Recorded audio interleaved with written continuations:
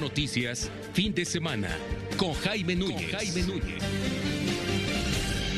Uno de los temas que hemos dado seguimiento, ya son las 9 de la mañana con 15 minutos, tiempo del centro del país. Uno de los temas que hemos dado seguimiento en el programa de las 5 de la tarde, en nuestra estación hermana 104.1 FM 1500 de AM, es lo que tiene que ver con la reconfiguración del espacio aéreo de la Ciudad de México, bueno, del área metropolitana del área del Valle de México, para la operación en su momento de 3 terminales aéreas: el Aeropuerto Internacional de la Ciudad de México, el Aeropuerto Internacional de Toluca y en su momento el Aeropuerto Civil de Santa Lucía, que va a ser el Felipe Ángeles. Bueno, pues ayer estábamos preparando este espacio informativo, estábamos en nuestras últimas reuniones para ver qué teníamos el día de hoy y nos enteramos de algo que sucedió en el ámbito jurídico. Un juez otorgó una suspensión provisional que tiene que ver con el rediseño del espacio aéreo de la Ciudad de México. Leo la nota, es una nota que dio a conocer ayer el Universal, hoy también ya la trae el Financiero, me parece, pero dice: un juez federal del Estado de México ordenó ojalá me puedan ilustrar con imágenes de avioncitos y esas cosas, ordenó a la Secretaría de Comunicaciones y Transportes suspender el rediseño del espacio aéreo del Valle de México y seguir utilizando las rutas aéreas establecidas antes de la puesta en marcha del nuevo esquema. La ciudadana Daniela Mariana Torres López promovió un juicio de amparo al considerar que la medida afecta el derecho a un medio ambiente sano y por la falta de estudios ambientales. Ante ello, el juez le otorgó una suspensión provisional para frenar de inmediato la ejecución del rediseño del espacio aéreo del Valle de México.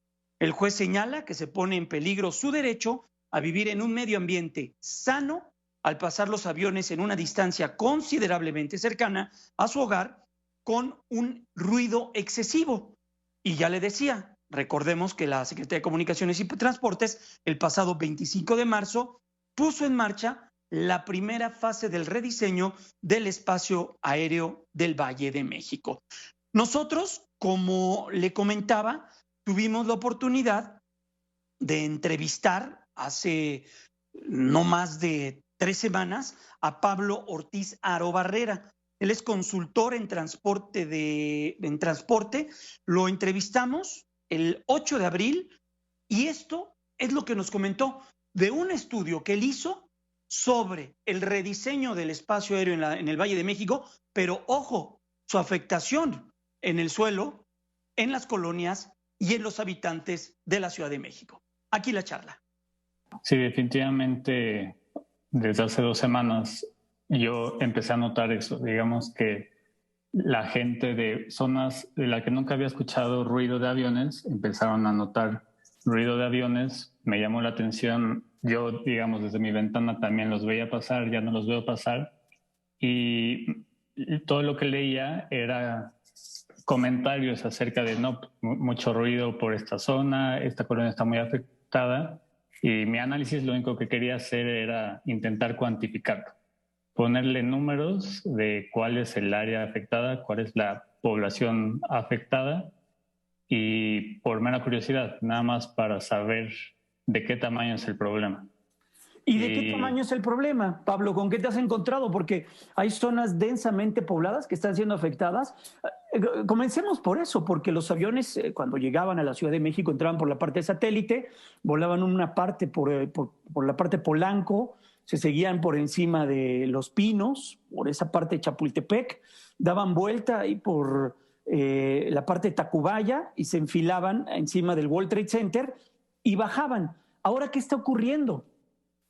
Sí, digamos que ese era el 100% de las aproximaciones antes, justo el camino que acabas de describir. Y lo que a mí me llamó la atención es que no nada más cambió esa ruta que es por el norte, sino que se añadió una nueva ruta que es por el sur. Nosotros que vivimos en la Ciudad de México y conocemos la orografía, pues sabemos que vivimos en una cuenca de un valle rodeado de montañas, rodeado de volcanes, de sierras. Entonces, son pocos los lugares por los que un avión pueda aproximarse a la Ciudad de México. Por eso, históricamente, la entrada fue por un solo lugar, porque se pensaba que era el único lugar. Entonces, digamos que lo que está haciendo este rediseño es reacomodar, mover todos los aviones hacia un lado, que definitivamente lo están acercando hacia los cerros, lo están acercando a zonas más altas de la ciudad para eventualmente hacerle un espacio al aeropuerto de Santa Lucía. Y justo, digamos que no todos se vieron afectados.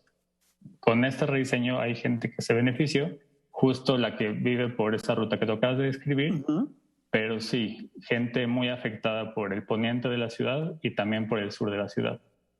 Que colonias, pues sí, en Álvaro Obregón, en Tlalpan, en Xochimilco, en Coyoacán, que nunca habían escuchado un avión, ahora lo están escuchando constantemente.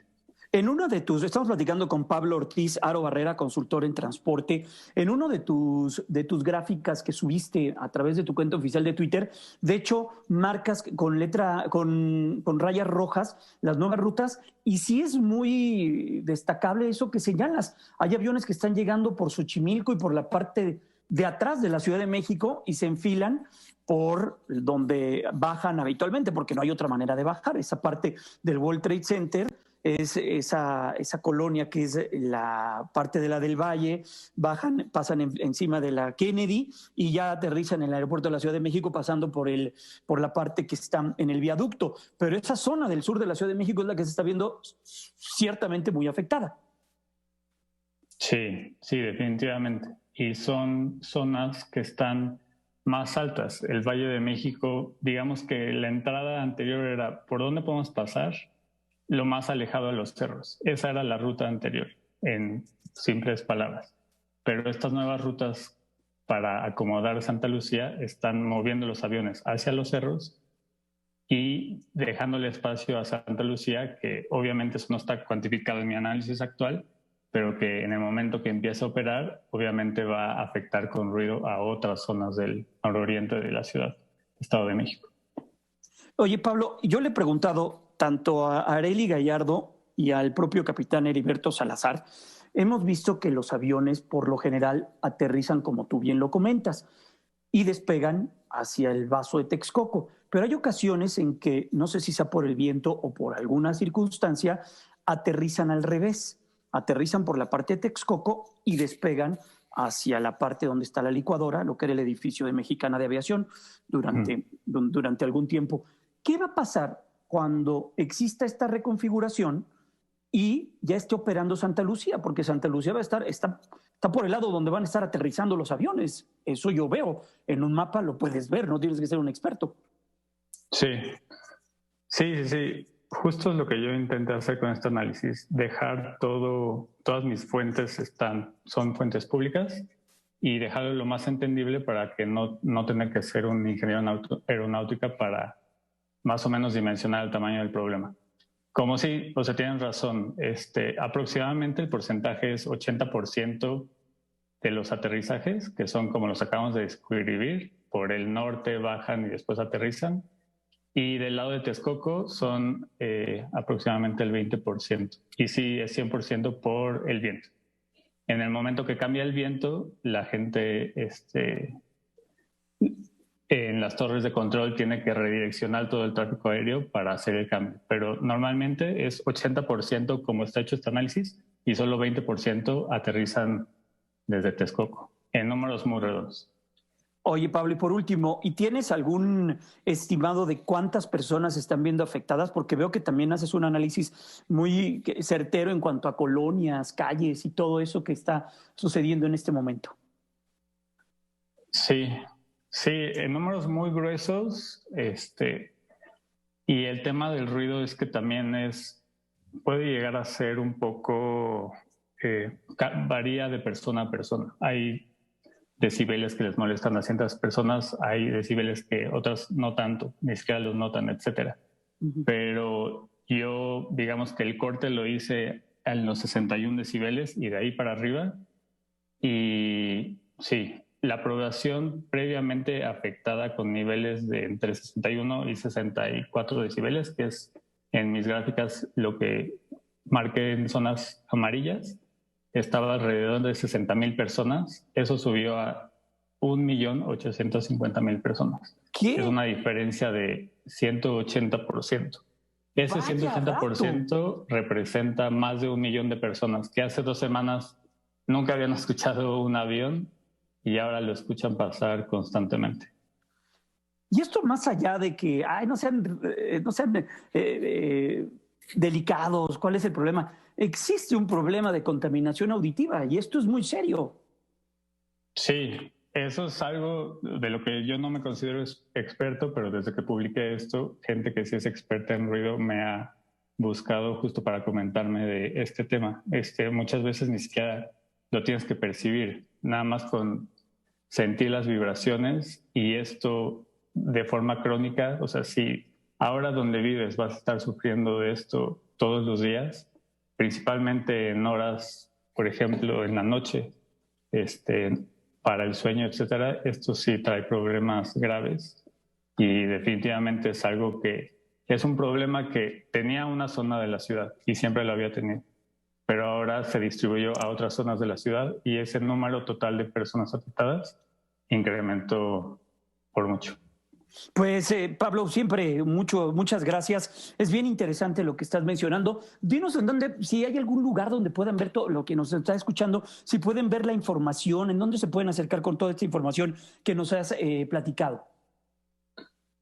Sí, claro. Yo lo publiqué en mi cuenta de Twitter personal. Es Pablo OHB, @Pablo OHB. Ahí van a poder encontrar el hilo que resume la nota y también el link a la nota, por si quieren más detalle. Bueno, pues es lo que nos comentó Pablo Ortiz el 8 de abril. La pausa. Volvemos.